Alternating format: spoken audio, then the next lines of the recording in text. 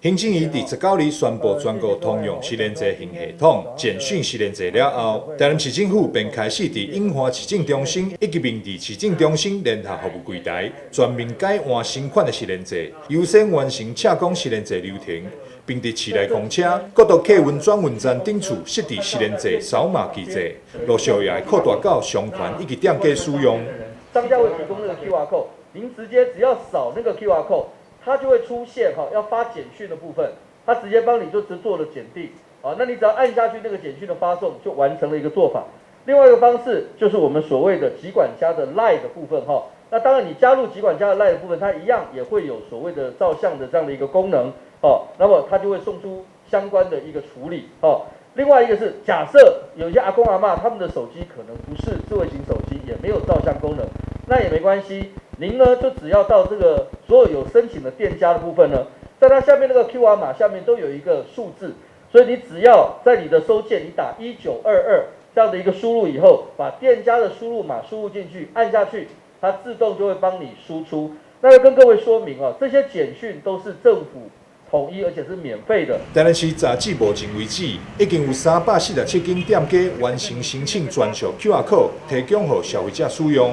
民众只要透过扫码 QR code 系统，就会回传简讯，一切落去就会传到系统业者完成登录。各位可以拿起这个手机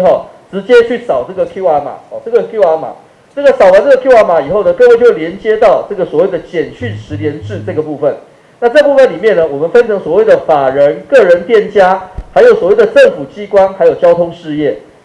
所以基本上来讲，各位假设这些小摊商啦，或者我们的店家，你要登录到个人店家里面去，他就会按照你所申请的部分给你一个 QR 码，你再把这个 QR 码拿出来，像这样子把它贴出来。像我们旁边有一个简讯实联制，我们有一个这个肉包店还有一个这个蜡笔小新的类似像这种个人商店，你只要去扫描，就会出现刚刚这样的一个做法。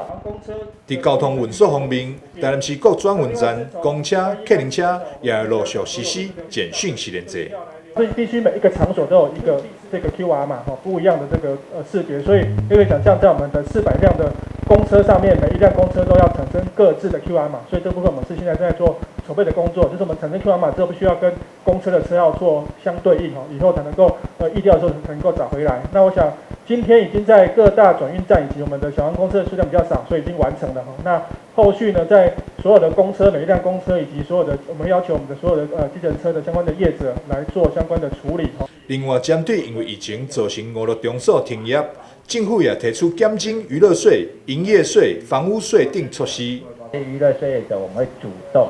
帮他做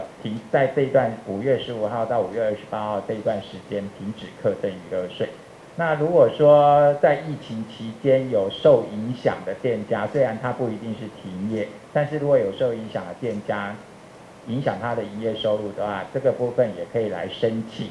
来就他的实际的营业情形来核减他的法定课征的娱乐税黄伟特特别呼吁，有见疫情期间各种消息混淆视听，台南市政府伫官方网站也设置防疫专区，统一公布上新的消息以及政策，希望市民大众会当多加利用。台南新闻张硕维采访报道。